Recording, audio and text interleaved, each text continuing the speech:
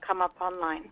There's going to be several people speaking during this meeting. May I ask that those that you may want to unmute, to mute yourself if we're not speaking? No, they're in Washington, D.C.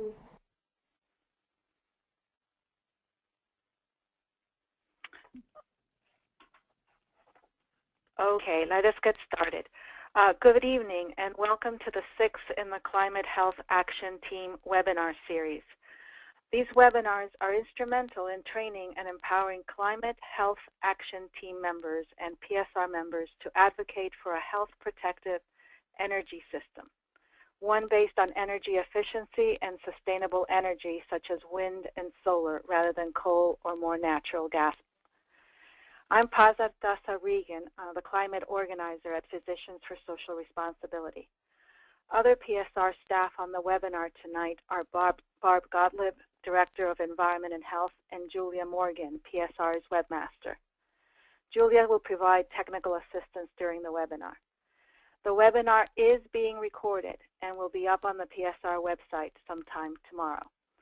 Before we get started, we need to go through some important information. We will be taking questions after all 3 of our guest speakers have finished the presenting. I invite you to ask questions in 2 different ways. If you look at the sidebar, you will see a box for questions right here. That is where I ask you to type your question, and during the time for Q&A, I will read those questions.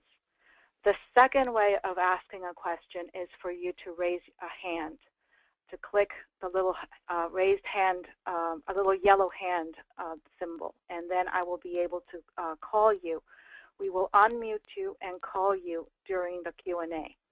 Please remember, though, that only computers with microphone capability can use the hands up option. So let us begin the webinar, Wind Power, Clean, Efficient, and Healthy.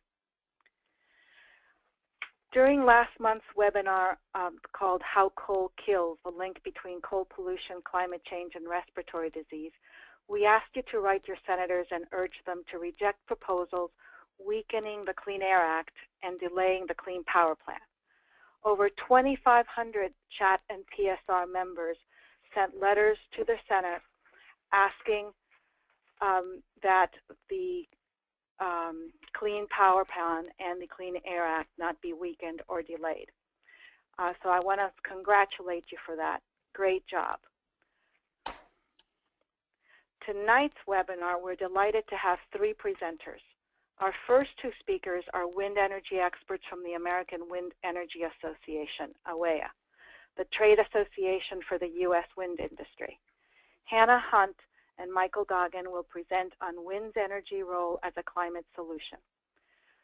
We also have Dr. Maureen McCue, coordinator of the Iowa chapter of Physicians for Social Responsibility and member of PSR's National Board. Maureen's presentation will be on Iowa, where the tall turbines grow, a model for clean energy, a strong economy, and healthy, happy people. Speaking first will be Hannah Hunt, who is a research analyst with AWEA. Hannah performs market and policy analysis on the U.S. wind industry. She previously worked as a renewable energy analyst at the Tennessee Valley Authority and has a master's in energy policy from Indiana University School of Public and Environmental Affairs. Following Hannah will be Michael Goggin. He oversees analysis and supports AWEA's advocacy work and the collection of data that is provided as a service to its member companies. He's testified before a number of state legislatures and has published articles on how energy is integrated into the power system and electricity markets. Michael holds a bachelor's from Harvard University. I'd like at this point to welcome Hannah and Michael. Hannah, if you would bring up your screen, please.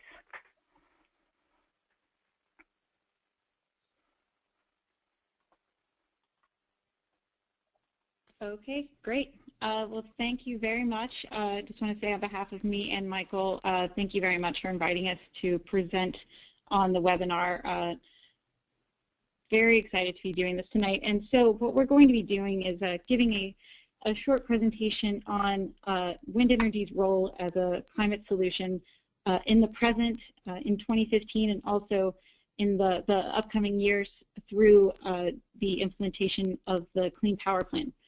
And so for my portion of the presentation, what I'll be doing is giving a snapshot, more or less, of where the wind industry stands today, certain market and policy trends and drivers that we're seeing that are helping to advance the industry today, and also how it's going to influence growth for wind in the future. And please do feel free to ask as many questions, and we'll try to get to them at the very end for both me and Michael.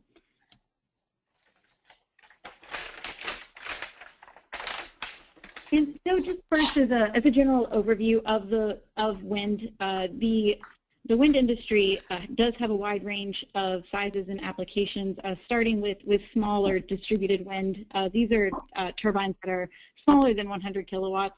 These typically, there's a smaller portion of these distributed turbines in comparison to, say, the solar industry, but that is because, in general, wind is particularly effective and can be deployed at utility scale.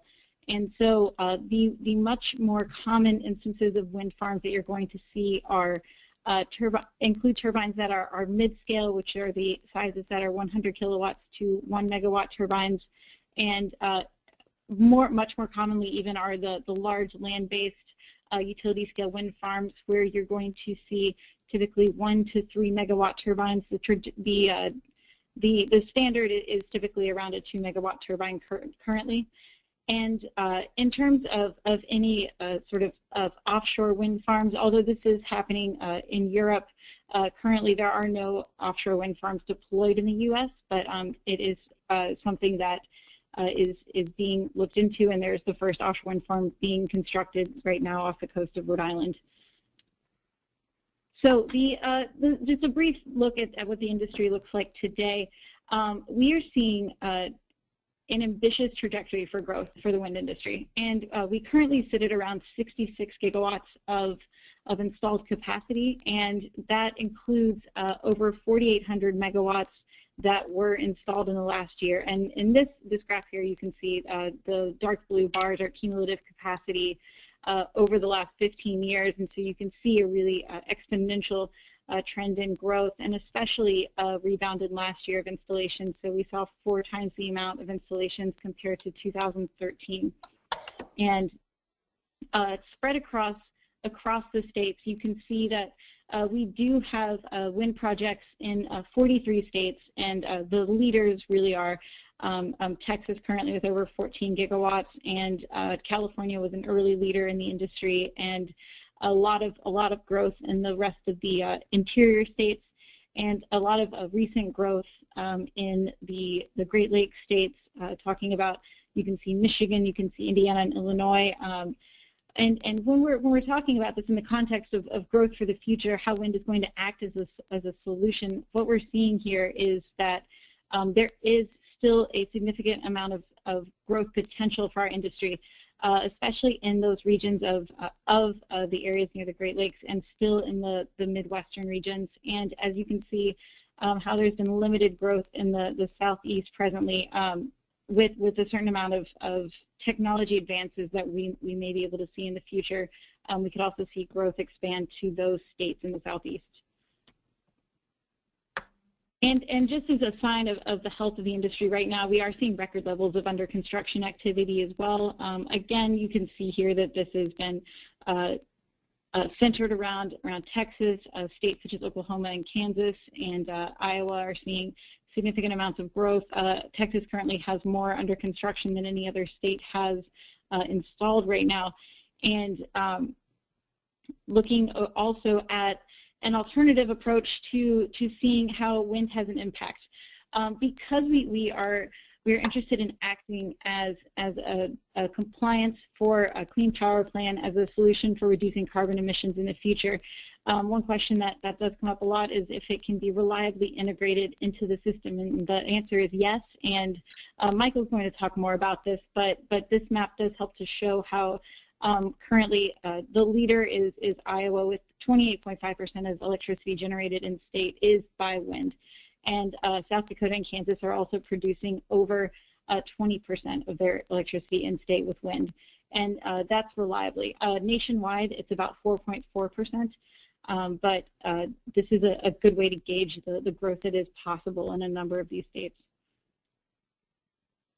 And talking about the environmental benefits of wind, we're very proud of the fact that we can save significant amounts of water. In 2014, that was nearly 70 billion gallons of water consumption was avoided by wind generation, and that is by displacing fossil fuel generation, which is very water intensive in the cooling of their thermal plants. And looking at the next, looking away from sort of the market descriptive statistics about wind, something that we're also seeing that's going to act as a significant market driver of wind moving forward is going to be the declining cost of wind. And these are just two quick graphs I want to explain. The first on the right here is from a Department of Energy report describing how in the last 4 years alone, wind incentives are included into the cost equation. There's been a 60% decline in wind power purchase prices. And looking below, you can see a study published by the investment firm Lazard shows that, and this is without incentives. So this is without any sort of state or federal incentive policies. Wind is the lowest cost energy source, and this is in terms of levelized cost of energy. So this is a 58% decrease in the last 5 years. And so what we see is a number of different markets where we're going to see potential opportunities for installations in the future for wind. The first is with utility purchasers. These are the traditional purchasers of wind, and who will be increasingly compelled to do so with Clean Power Plan compliance. So what we're seeing is that it's not just a source of energy that is environmentally beneficial. It's also one that is cost-effective for customers, which is going to be incredibly important moving forward to making the case for wind industry growth. And so what we can see here is that utilities across the country, from Minnesota to down to even the Southeast Alabama Power, notes the cost-effective nature and how it is customer-friendly to integrate wind into the system. And talking about future increasing market opportunities for growth, this is a map that actually shows how technology advances have helped to increase wind penetration levels. And this one here shows the orange dots are areas where taller wind towers have been installed. Taller towers is in higher than 90-meter hub heights, and so you can see this is an advancement in just the last couple of years. As towers get taller, you are able to reach higher, steadier wind speeds, which opens you up to new areas of development. So you can see here that in the Great Lakes regions and in the Northeast, just these very recent technology advances have translated very quickly into increased opportunities for development. And also very quickly, there's going to be a number of increasing markets from non-utility purchasers, so corporate purchasers, government entities. So we're talking about companies such as Microsoft, Google, Yahoo, but also even today, it was actually just announced that the government facility down in Fort Hood in Texas is going to be investing in a wind farm. So as we look to wind to be a climate solution, we do see that there is demand from a wide range of sources to be purchasing the wind. And finally, just very quickly, this is to put it in context of how federal and state policy really is going to be incredibly important in moving forward and ensuring that wind can be deployed, and that smart policy is going to be important to this deployment. At the state level, RPS policies have traditionally looked to wind to add to their RPS requirements, and in many states, these RPS requirements are being fulfilled, but there's also new opportunities in states such as California and Minnesota for increased demand for wind by these policies. And certain other state policies that can help with, for example, the support of transmission lines, such as in Texas, have really acted as an effective demand driver here as well. And before I do turn it over to Michael to talk about the technical ways that wind is going to be able to displace traditional fossil sources in the future, the DOE did release a wind vision report recently. For your reference, definitely would recommend looking at this as a source to see a base scenario where they have modeled the potential for wind to reach 20% of wind energy by 2030 and 35% by 2050. And all this is a policy neutral document. It does model the scenario where with certain cost reductions and certain technological advances, we will be able to reach these penetration levels that help to really reduce carbon emissions at a significant rate. And at this point, I'm going to turn it over to Michael now to give his portion of the presentation. Well, thanks a lot, Hannah, and thanks a lot for hosting me on the webinar today. So I'm going to be talking a little about what we see as the very bright future for wind energy, particularly as we're starting to move towards carbon regulation in this country. There's a lot of really exciting things happening with EPA's Clean Power Plan that we think are going to create a tremendous opportunity for low-cost, zero-emission energy like wind energy. And on the slide here, it's a little bit complicated, but this is one of the reasons why wind energy is so attractive right now, and particularly as we're moving away from coal generation in this country. The primary other source of energy we have on the electric sector is natural gas. And as you know, natural gas prices vary quite a bit. You know, as recently as in 2008, they were $12. Now they're down around $3. The reality is nobody knows what the price of natural gas is going to be in the future. And that uncertainty creates a tremendous amount of value for a stably priced resource like wind energy and other forms of renewable energy. With renewable energy, obviously, there is no fuel cost because the fuel is free, and you lock that in over the life of the project. So once you build the project, you basically incurred all of your costs up front, and you know what the costs can be going forward. And as you can see here, you know, almost all projections have gas prices increasing. That's kind of the shaded gray area and then the black line, whereas the cost of wind for a PPA, a power purchase agreement for a wind project that's locked in today, you're locking in flat or even decreasing prices over time just due to inflation. And so that makes wind particularly attractive. Wind is already providing very large emission reductions today. And this is a very neat analysis that we did here at AWEA. This is using an EPA tool that looks at, based on the actual wind power that was produced in the year 2013, which fossil-fired power plants had their emissions and their fuel use reduced by the use of that wind energy. And each bubble here shows a power plant that's having its output reduced. These very large ones in the middle of the country are coal power plants. We also see some gas power plants around the country. And wind energy is really ideally suited for providing these very large emissions reductions because it happens to be located in the same regions as many of these very dirty, very polluting coal power plants. And so this is one of the reasons why wind energy is ideally suited to help meet the power plant, in addition to its attractive cost. If somebody could please mute their phone, please. Thank you. And this shows a little more detail on that. It shows that, again, what I was just mentioning, that wind energy happens to be located in regions that have very high amount of coal generation on the electricity mix. And that's good, obviously, for the higher carbon content. But coal plants are also extremely polluting in terms of SOx, NOx, mercury, and a variety of other heavy metals that are very toxic pollutants for human health. And so wind energy is very beneficial because of this co-location with the coal generation in reducing emissions of all types. We've seen in other countries that have ramped up their use of renewable energy a very strong correlation between the use of wind energy and declining emissions. Here you can see a very strong relationship. Basically, the more that, and this also reinforces that very high levels of wind use are achievable on the grid today. The United States is still under 5% wind energy. That's up from around 1% just a few years ago, but it's still a relatively low percentage internationally, particularly compared to these European countries that are some above 20%, some even above 30%.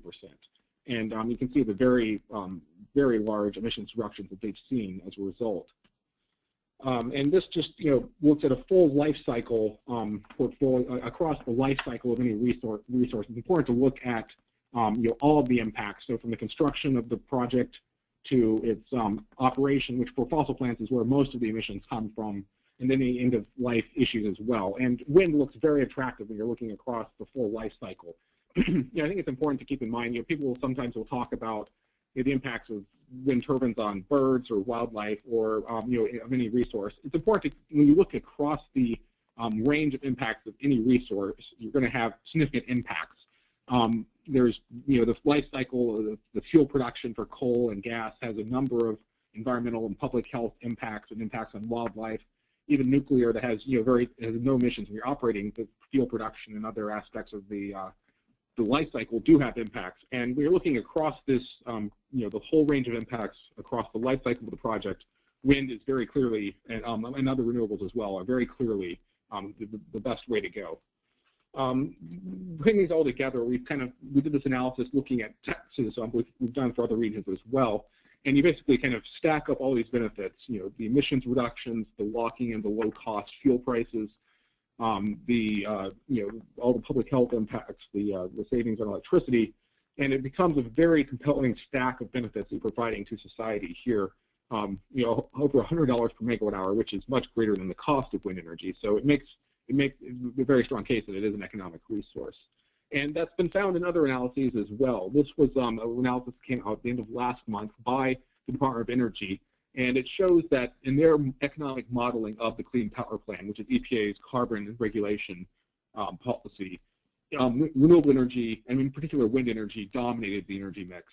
In this bar here, this is basically the change in the generation mix by year, and the green bar there is the renewables. Basically, they're adding renewables and displacing coal, and then in the later years, to a lesser extent, natural gas. And that's, of that renewable mix, wind energy accounted for about 80% of the addition. So wind is really dominating the total compliance. It's over half of the total compliance in the year 2030. And this is a very large amount of new wind energy. For reference, we're at about 180, last year we produced 181 billion kilowatt hours of wind energy in the United States. So these green bars are pushing us over 400 billion. So it's more than the doubling of the wind energy production by the time you get out to the year 2030. And so we're excited by this.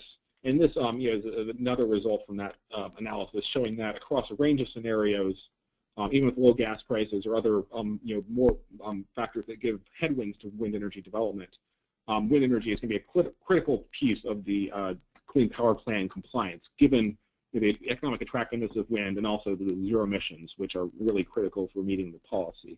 So we're very optimistic. We've done our own analysis as well, showing a very large amount of economic savings from using wind energy to comply with the Clean Power Plan. So I think we're very well poised to be a big part of reducing carbon and protecting consumers at the same time. So thanks. That's all we had today. Well, thank you, Hannah and Michael. This has been very informative. I would ask folks to continue submitting their questions. Remember that you can also raise your hand, and I will call on you after our third panelist. Let me get now to introduce our next presenter. The next presenter is Maureen McCue. She's both a medical doctor and a PhD. Maureen is the coordinator of the Iowa chapter of Physicians for Social Responsibility. At this point, though, Julia, can you make me presenter, if you could, so that my slides are up? Maureen is adjunct professor of global health at the University of Iowa, and founding member and former director of the University of Iowa Global Health Studies Program, and founding member and executive committee member of the University of Iowa Center for Human Rights. She is the lead author of Iowa Coal Health Mapping Study. Maureen's also on the national board of PSR, and she is going today to be helping us see the benefits of wind energy through the lens of one state, and that is Iowa. Maureen, welcome. I'm going to now get your slides up on the screen.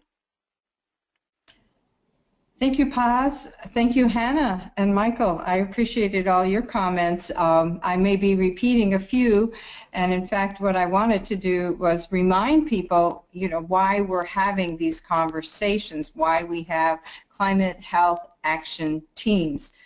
Next slide. So the whole conversation is how do we reduce CO2 emissions to positively affect the changing climate, but also what we tend to forget some of the time, and was mentioned by both of the prior speakers, is that when we're reducing emissions from coal plants, thinking about global climate change, we're also reducing all the co-pollutants, and any of us can only list a few of them, like the nitrogen oxide, sulfur dioxide, mercury, that are the worst of the pollutants. But all of the pollutants that come out of coal-fired power plants affect our air quality on a day-to-day basis, today, tomorrow, yesterday. They affect the amount of ozone. We're all experiencing smog, that sort of thing. They contribute to acid rain, and they are themselves very powerful greenhouse gases. Next slide. And as we know, these all have very real health impacts, and they really affect the quality of life. And wherever we're going to close down these coal plants, we're going to see benefits. Those that have the shuttered coal plants will reap greater benefits, but because the wind moves these things all around, we're all going to reap benefits. And so the stronger the standards, the greater and more widespread the benefits we're going to see. Next slide. Just a very, very brief overview of public health effects. There are very real risks of premature death because of the high rate of fine particulates that are released, and in particular the ground level ozone that's produced. But over and above these premature deaths, we see far more problems like non-fatal heart attacks, ER visits, asthma exacerbations, days of work and school lost, and all of these bring costs. They bring healthcare costs, they bring, child care costs, they bring a lot of costs that aren't in a lot of the economic models, but they are costs nevertheless. And these are costs that we bear day in and day out if we stick with the status quo reliance on fossil fuels. Next slide. So as was shown in one of the earlier programs, the change in the PM 2.5 concentrations is going to be quite widespread if we implement a strong clean power plan. And similarly, with the next slide, you can see that the change in the ozone is also markedly affected by the suggested reduction in reliance on fossil fuels. Next slide. So turning to, just a national picture, this involves a lot of lives saved, and as mentioned, it's costs of all sorts from healthcare on out for the entire country. It varies from state to state, but it's going to be significant as we move forward. So moving to just looking at what's happening in Iowa on the next slide. We essentially, as was mentioned, are producing a very large percentage now of our electricity via wind. In fact, we are the national leader. And for all of the wind electricity generated, as Michael mentioned, there is no pollution. There is no effect on health. But beyond that, it also employs 6,000 to 7,000 people across our small state. We have manufacturers making both turbines and blades. We have 75 different wind-related companies helping people install and connect and work with the power companies. The landowners, the farmers, are real winners, earning over 17 million a year just to have the turbines on their land. And overall, Iowa's electric rates are lower than the national average, given this high support of electricity via wind. Next slide. And we've only just begun, as Michael was showing for the nation.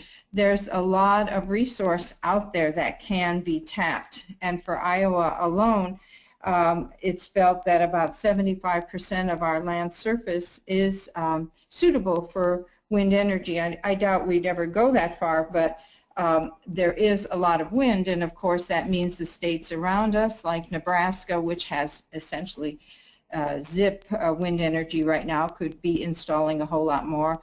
South Dakota, Missouri, Wisconsin, Minnesota, all of them. And the wind power just in our state alone is capable of meeting over 44 times the state's electricity needs, i.e. we have much that we could send, and as do the other states all around us. So we're going to just keep growing. We should have about 6,300 megawatts by the end of 2015, which will be hopefully all the way up to 20,000 megawatts by 2030. And I just wanted to also reinforce this whole issue of intermittency is kind of a made-up problem.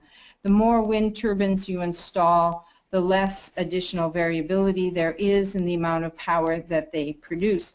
And of course, you know, what does it matter if one of these turbines goes down? You have to contrast that when we have abrupt failures, which are not uncommon in conventional power plants, where we lose suddenly large amounts of electric power versus minuscule unnoted amounts if there's some problem at a given turbine.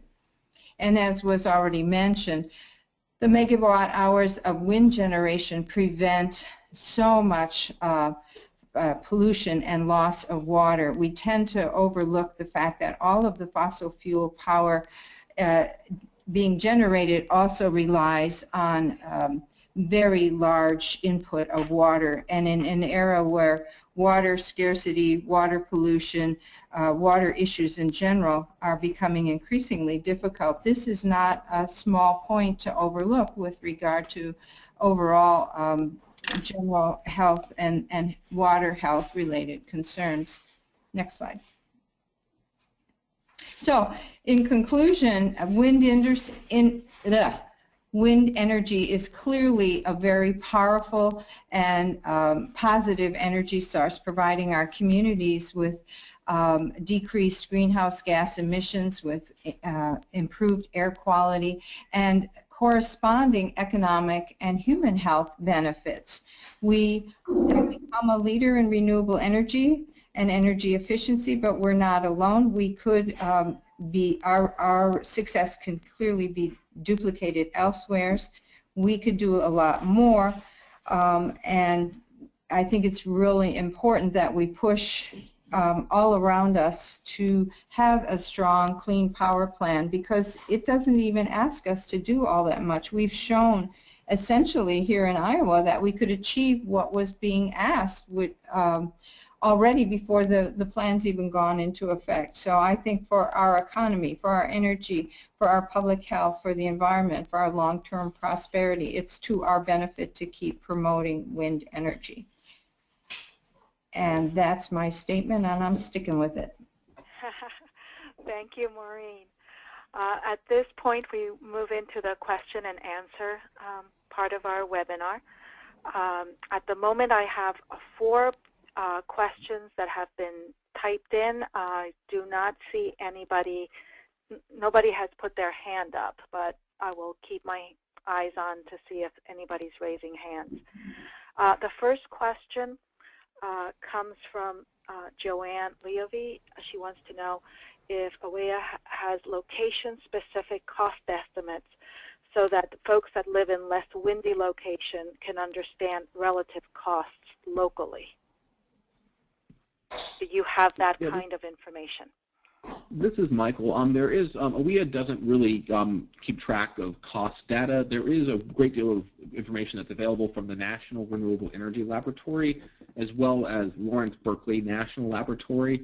NREL does a very good job of having wind resource atlases. These are wind resource maps of basically where the the best wind resources are in the country, particularly for utility scale, but they do also have it for smaller scale wind generation. Lawrence Berkeley National Laboratory puts out their annual report that tracks the cost of wind energy in different regions.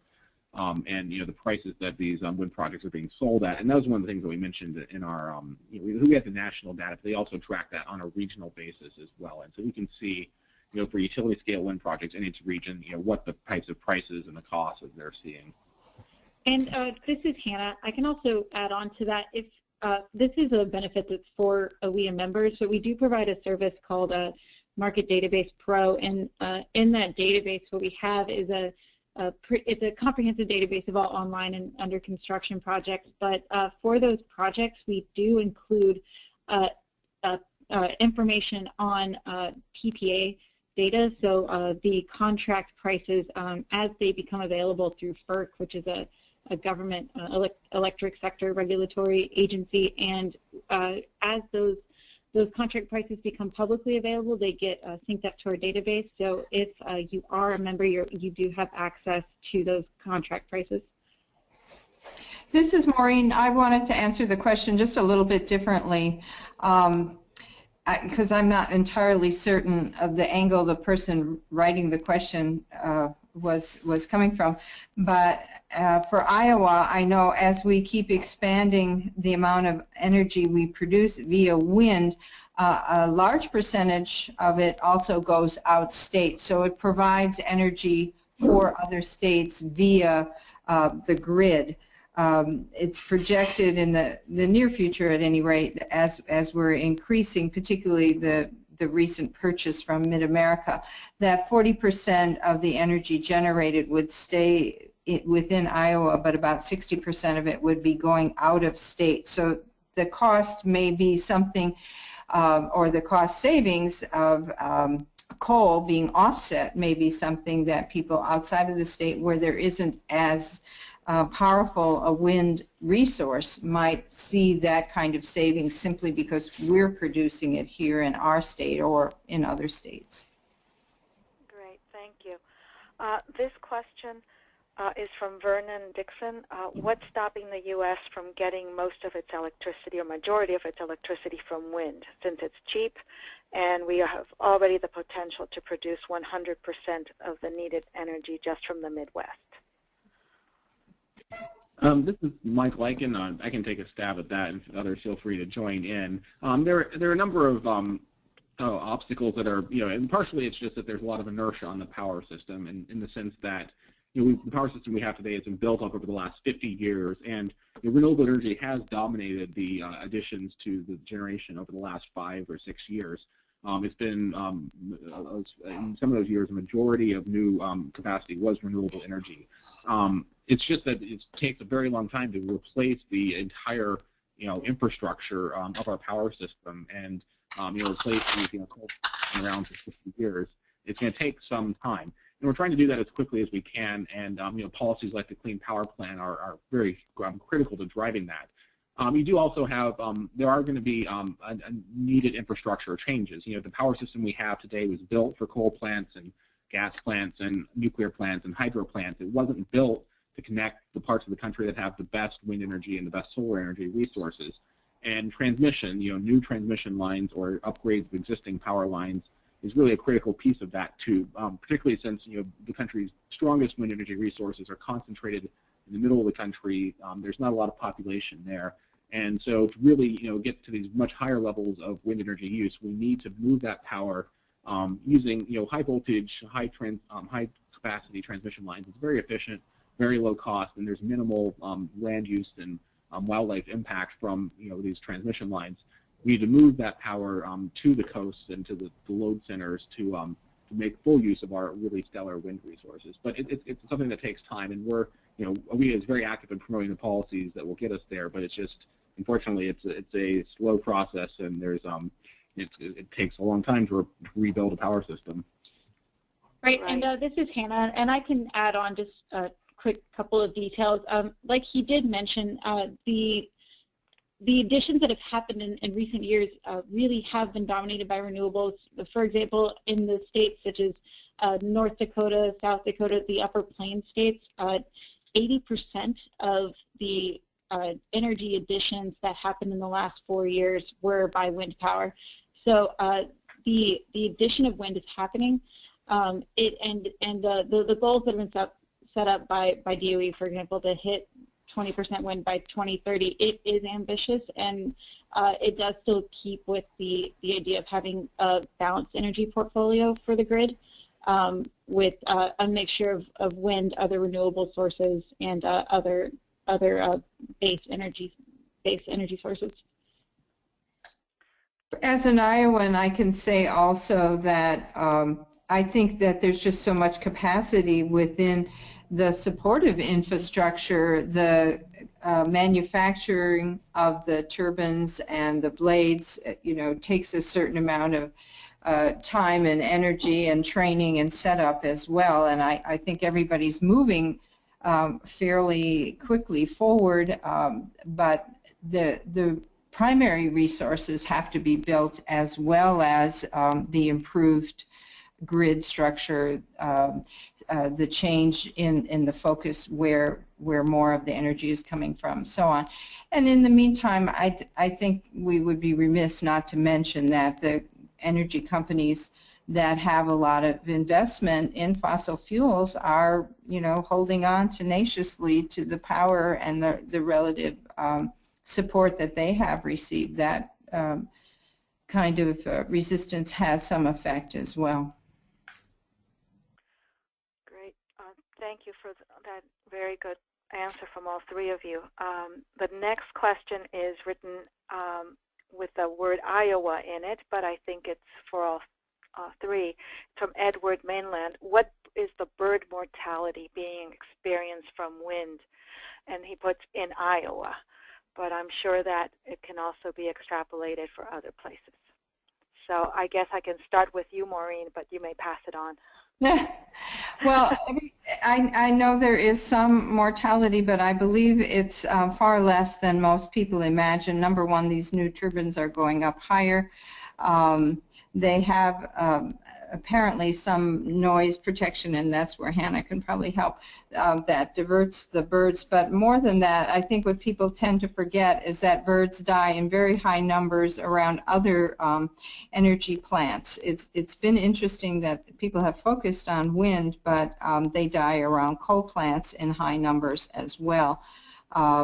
It is a problem. Whatever energy source you use, it has some cost. And the analysis I've seen most recently is that there is no greater and quite possibly far less mortality to the birds around the wind than there is in other sources. Yeah, that's absolutely right. If you look at all causes of human-related bird death, wind accounts for 3 out of every 100,000 birds that are killed by human activity. So that's 3 out of every 100,000. So it's an extremely small share. And, any energy source is going to have an impact on wildlife and on birds. Climate change is far and away the greatest threat to all wildlife on Earth and bird populations. And, in addition to the impacts of, the fossil fuel production for nuclear and other resources, and then, impacts from cooling water intakes and other things really have a very large impact as well. So the wind industry is very committed to minimizing the impact on wildlife, even though it is already very small. There's been a lot of advances, even just the use of the larger turbines we're using today, and the move towards steel tubular towers has greatly reduced the avian impacts relative to some of the lower, smaller turbines that were closer to the ground and closer to where birds are, but also kind of provided with the lattice towers more habitat in the turbine area, which is not what you want. And so the move to these taller steel tube towers has greatly minimized the impact on wildlife. I think people got some mistaken impressions from some of the first generation of wind projects back in the 1980s and 1990s in California, where they had the old technology and they weren't put in really a good place for a wind project. The industry's learned a lot in the last 30 years, and you don't really see impacts like that anymore. So we're doing what we can, and we think the impact is small. And when we look across energy sources, it's among the lowest, if not the lowest.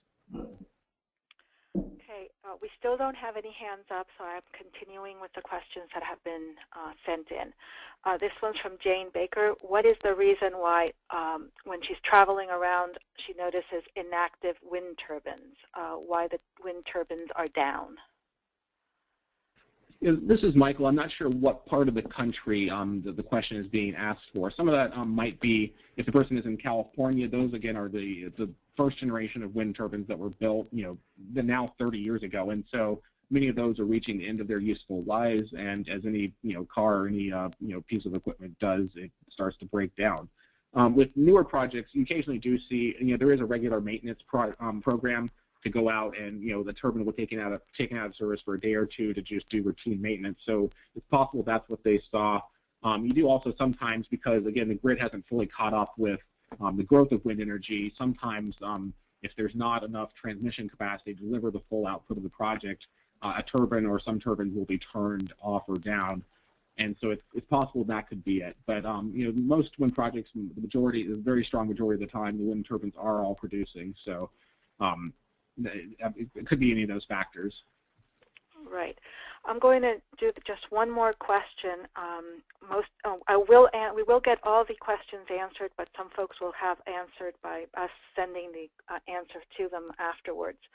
But for tonight, for time reasons, we'll do one right now. What is the main factor affecting wind energy growth in the southeast? And this comes from Donald Harland. Hi, this is Hannah. So there is a number of factors affecting growth, but I would say that the primary one right now is just economics, and there's a certain amount of cost reductions that will need to happen before turbines can be sited in those areas. That is just one factor, because of the wind resource also is another reason. So thinking back to the map I showed of where the highest amount of installations are taking place, that's happening within the richest wind resource areas, and so that means the plain states. And so siting in areas like the southeast where your wind resource is lesser because of the topography of the land, it will take a certain amount of technology advances to reach the net capacity factors that are needed. And one of those advances is having taller towers. Another is increasing rotor diameters. And once those types of advances can happen, it reaches the next phase where you can look at responsible siting of those projects in those states. But to note, though, there actually is a significant amount of wind energy that is being imported into these states already.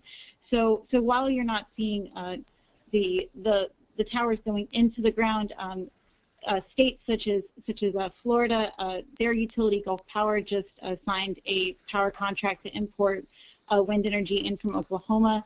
The Tennessee Valley Authority has contracted for over 1,000 megawatts of wind to be brought in from states such as Iowa and Kansas. And so there are alternative ways at the moment for those states to still lessen their carbon footprint. Okay. Thank you, Hannah. At this point, Julia, can you bring my slides up, please?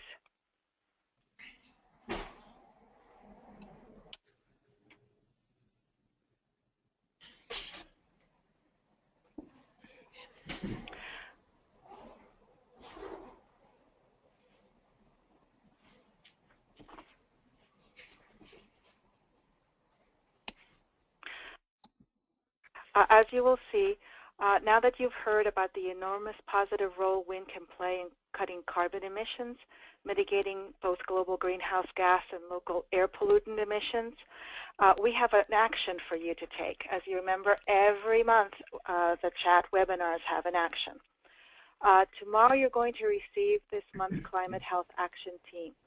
We're going to be asking you to write to your member of Congress and urge them to support clean, healthy, and efficient wind energy by making wind production tax credits, or PTC, permanent, and oppose the PTC oppose bills that are eliminating the PTC from the tax code. The background for this: early this year, Congress failed to extend the production tax credits for wind.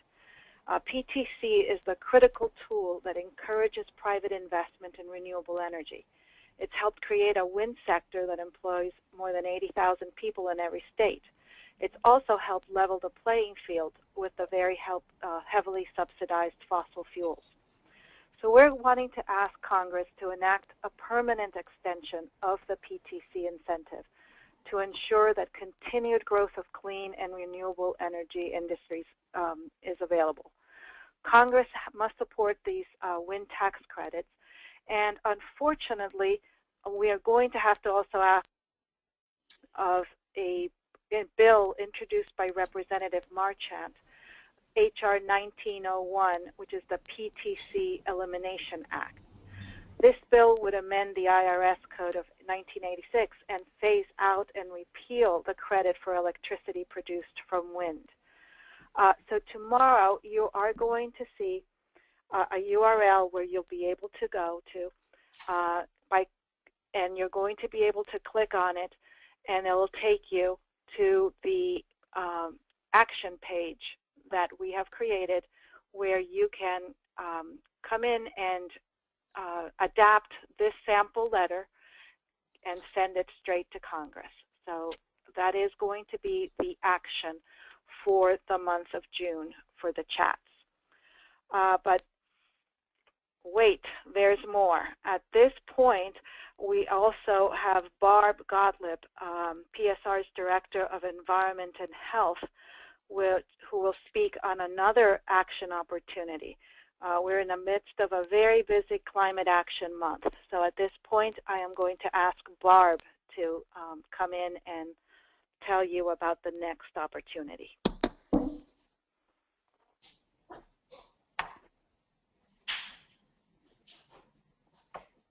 Barb, are you there? I don't think she's on. Okay. I will speak for Barb at this point. Tomorrow morning, the Pope's papal encyclical, which is titled Laudato Si, it is the speaking from the Pope Church, the Catholic Church, on the environmental issues. It is going to be published tomorrow. We are going to be asking our members to join in support with the papal encyclical that's calling for climate action and letters to the editor. An email will be sent tomorrow to everybody asking you to write a letter to the editor. It'll have talking points. It'll have a sample template that people can use to be able to send the letter. Look out for this 2 emails tomorrow, one in the morning, probably one in the afternoon. This is a very, very important time to be the health community's voice being raised as part of the moral voice, joining with the faith community, asking that we take action on climate change.